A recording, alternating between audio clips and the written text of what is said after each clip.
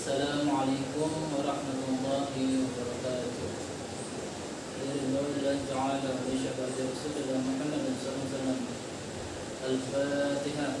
A'udzu billahi minasyaitonir rajim. Bismillahirrahmanirrahim. Alhamdulillahi rabbil alamin. Arrahmanir rahim. Maliki yaumiddin. Iyyaka na'budu wa iyyaka nasta'in. Ihdinas siratal mustaqim. Siratal ladzina an'amta 'alaihim ghairil maghdubi 'alaihim waladdallin.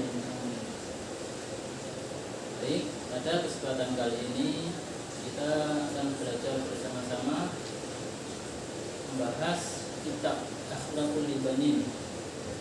Pada kali ini kita akan membahas kitab Akhlaqul Ibanin juz 1 bab 1. Mari kita mulai. Bismillahirrahmanirrahim. Bimada yatakhallaqul walad? Bagaimanakah akhlak yang harus dimiliki seorang anak? Poin pertama, yajibu 'alal waladi, wajib atas seorang anak ay yatakhallaqa bil akhlaq, memiliki akhlak al-hasanati, akhlak yang baik, min sigharihi, sejak kecil, lita'isha mahbuban, agar ia hidup dicintai, fi kibarihi, ketika dewasa, yarda anhu rabbuhu, Tuhannya meridhoinya, wa yuhibbu ahluhu, dicintai keluarganya, wa jami'un nas, dan dicintai oleh semua orang. Poin kedua, wa yajibu alaihi aidan, dan wajib pula untuk seorang anak ay yabta'ida anil akhlaqil qabihah, menjauhi akhlak yang jelek, kaila yakunan makruhan, agar menjadi orang yang tidak dibenci. La yardu anhu rabbuhu, Tuhannya tidak ridho kepadanya, wala yuhibbu ahluhu, keluarganya membencinya atau tidak menyukainya, wala ahadun minan nas, dan semua orang membencinya. Jadi pembahasan pada kali ini kitab Akhlaqul Ibanin juz 1 bab 1 menjelaskan bahwa seorang anak itu harus berakhlak sejak kecil. Dengan apa seorang anak itu harus berakhlak? Dengan akhlak yang baik, bukan dengan akhlak yang buruk. Apa sih akhlak yang baik itu? Akhlak yang baik itu suatu tindakan, ucapan, tingkah laku, sifat seseorang yang dicintai oleh Allah dan manusia. Sedangkan akhlak yang jelek itu ialah suatu tindakan, ucapan, perbuatan, sifat yang dianggap jelek oleh Allah dan manusia. Kapan sih seorang anak itu harus berakhlak? Seorang anak harus berakhlak ketika ia masih kecil. Kenapa?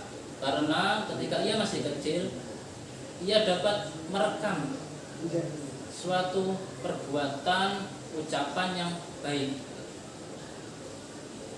Karena nanti ketika besar ia sudah terbiasa dengan mendengar ucapan-ucapan seperti itu.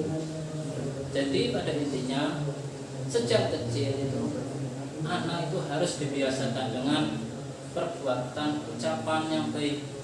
Contohnya ketika orang tua itu mendidik anak, dia masih bayi gitu. Masih sejak dalam kandungan itu di setel murotal, sholawat atau apapun yang baik, kalimat thayyibah. Sedangkan nanti dia sudah lahir, ya di setel murotal, MP3, haji, seperti itu. Walaupun dia belum paham maksudnya, tapi pada dasarnya ia mengerti dan merekam. Tatkala nanti masih anak-anak, masih balita, yang diajari dengan perbuatan yang baik, ya contohnya ketika berbicara itu dengan perkataan yang sopan. Ketika kita marah, ya jangan dimarahi. Ketika kita kesal, dinasihati.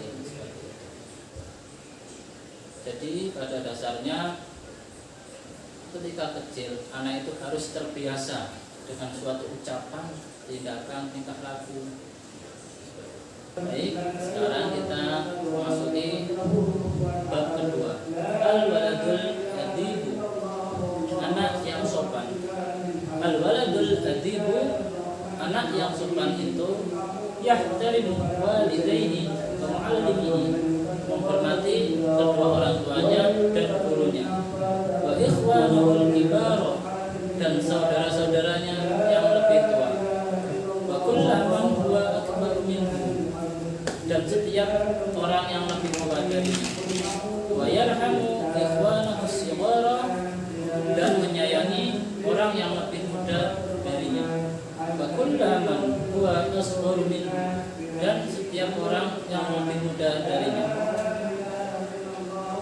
wa yasduqu fi kalamihi, ia harus berkata jujur dalam setiap omongannya, wa yatawadhu ma'an nas, bersikap rendah hati kepada manusia, wa yasbiru 'ala adha, bersabar ketika ditimpa musibah, wala yuqati'ul aulada, tidak memutuskan hubungan dengan keluarga saudara, wala yatakhassamu ma'ahum, dan tidak bertengkar dengannya, wala yarfa'u sautahu, dan tidak mengangkat suaranya, idza takallama, ketika berbicara, au dhahika, atau tertawa. Jadi intinya dalam bab kedua ini, anak yang soleh itu harus yahtarimu walidayhi, menghormati kedua orang tuanya. Menghormati banyak contohnya, ya seperti ketika disuruh kita yang manut tunduk, mau belikan ini warung ibu,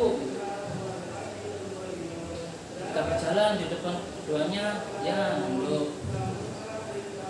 Yahtarimu walidayhi wa mu'allimihi, nah ini kepada gurunya. Jangan sekali-kali kita membicarakan aib, menggunjing. Ya namanya orang itu pasti ada salahnya.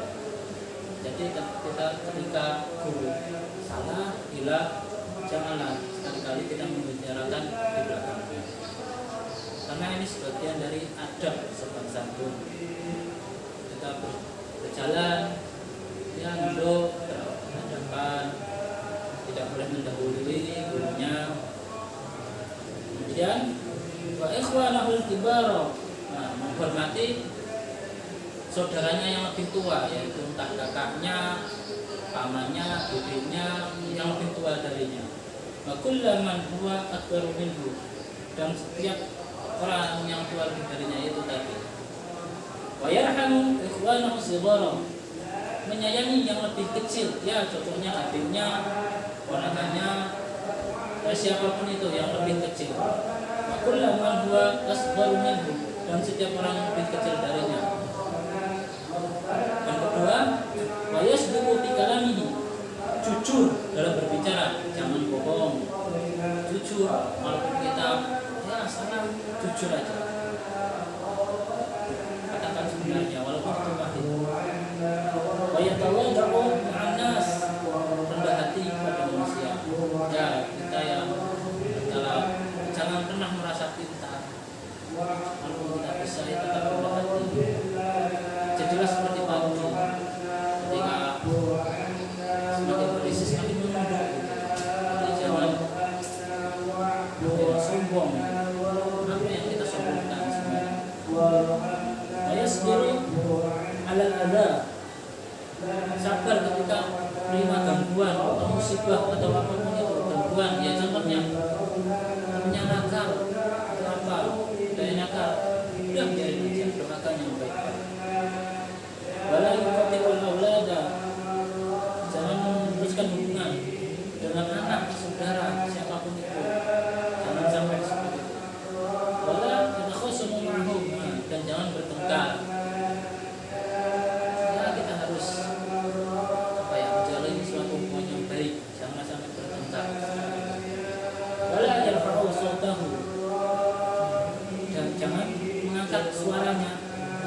takallam biqaulika. Ketika berbicara ya pelan, dengan orang yang tua pelan, bapak, ibu, gurunya. Kalau ditertawa jangan keras-keras, dan berbicara sebentar.